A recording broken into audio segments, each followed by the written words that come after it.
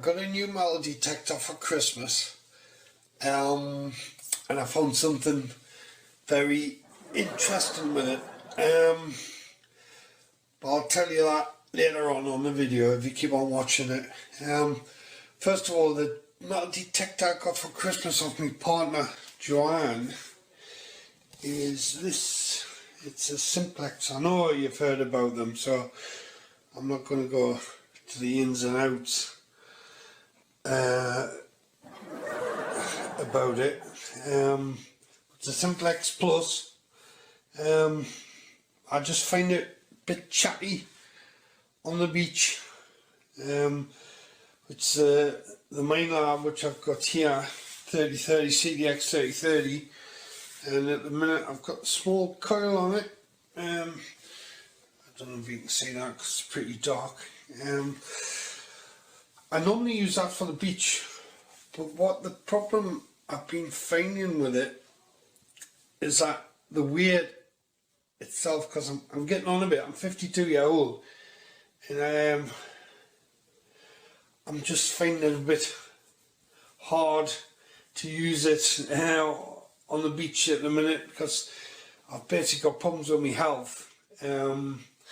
So that's why my partner got us this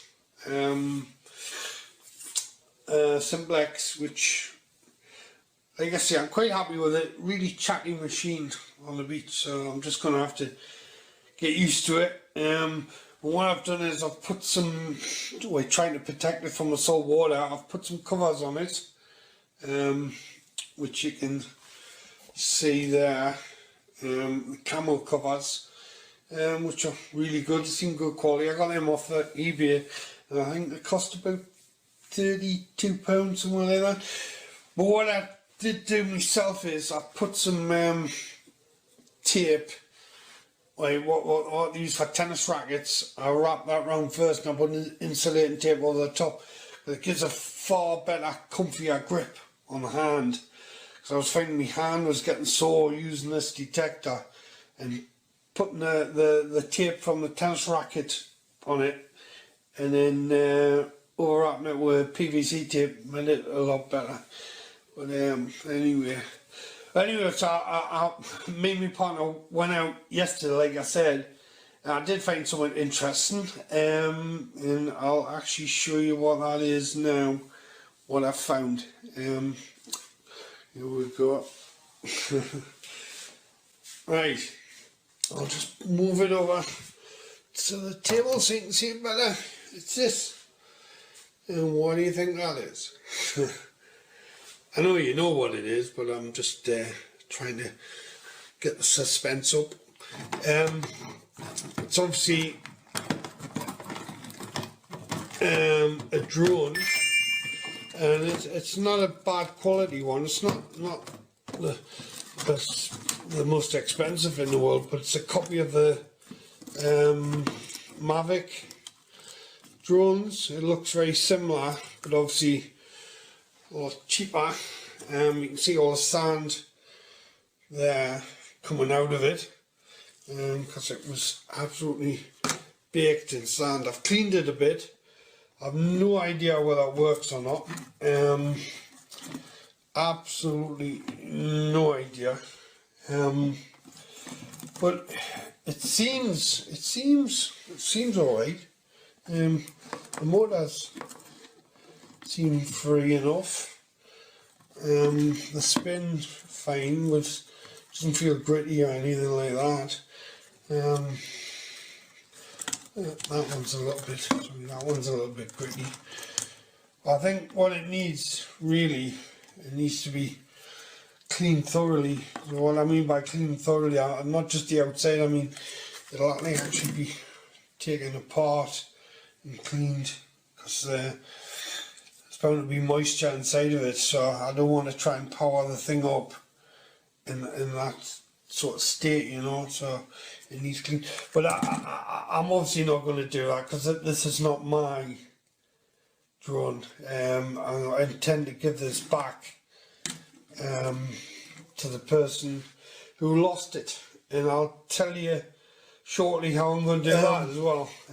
But on with this anyway. Right, what I did, there was a battery pack in the back. I've took the battery pack out to clean it a bit inside there. Right, just, you know, a quick clean. And I've cleaned it as best as I can. I've took the battery pack out. I'll just get it over here. I'll bring it back to the table. The battery pack is there. But I'll show you what happens in a minute when I try and charge it.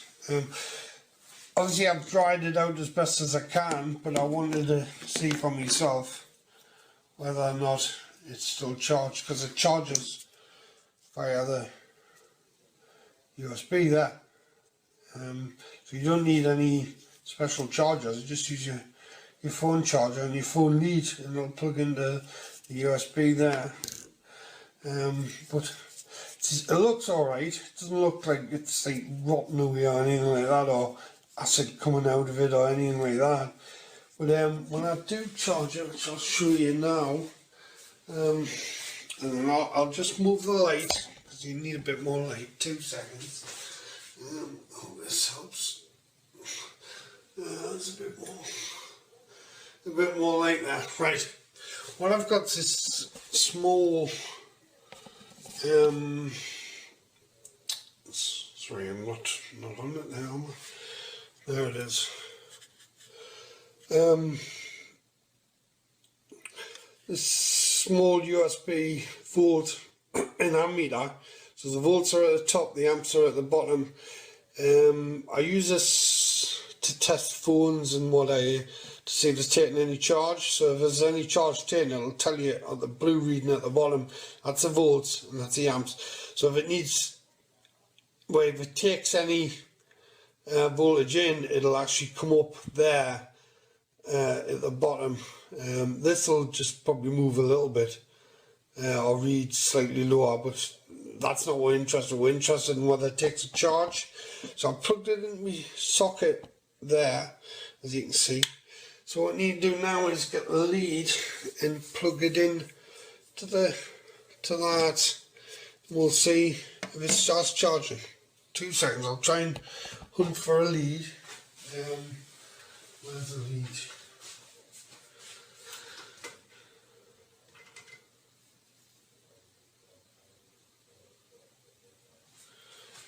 Right, I found the lead, so I'll plug that into there. Plug that straight into the charger there. And plug that. Sorry, I'll move the camera away a bit.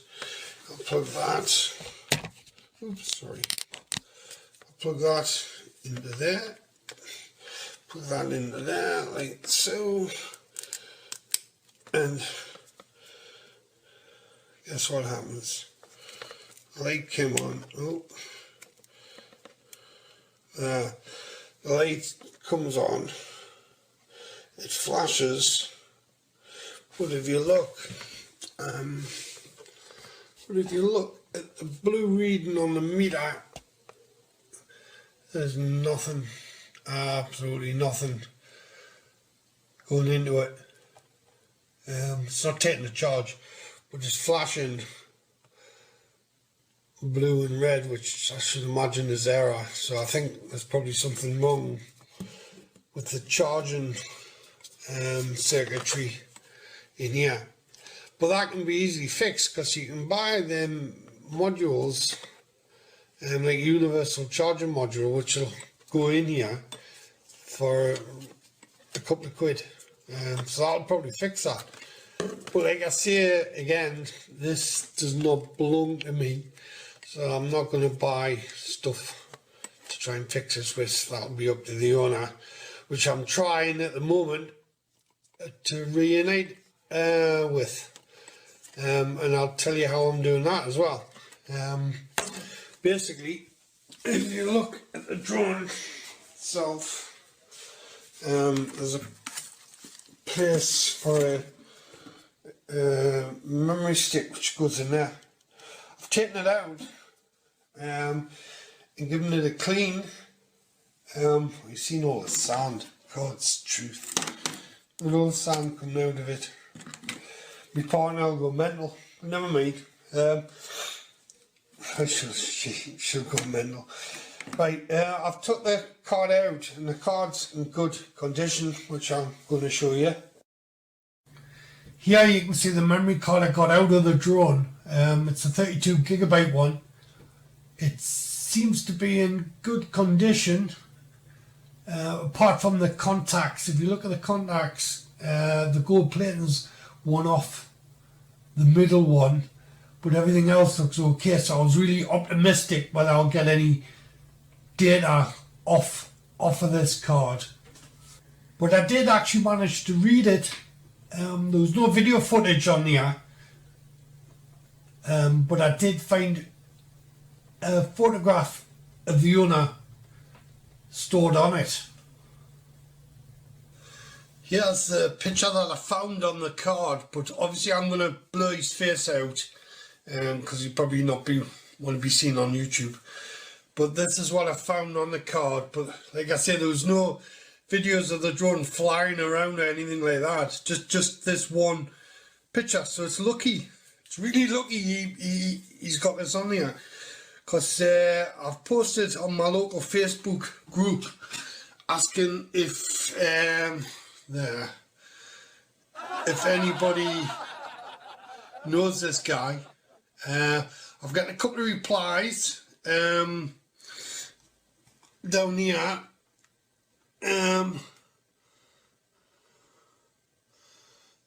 There's a telephone number there who it could be, but I'll blur that out as well because obviously we don't want the number on there. But I'll give that number a ring and see if it is him, and return his property to him. So I'm just waiting to see what happens there. But hopefully he'll get his drone back. It's pretty sad seeing him there with the remote, and that's all he's got left now is his remote and box and that he bought in, because it looks a new one, because the actual photograph is dated on the 12th of the 1st. That's the actual date of the photograph, and I found it on the 22nd of the 1st, so it's been on the beach all that time.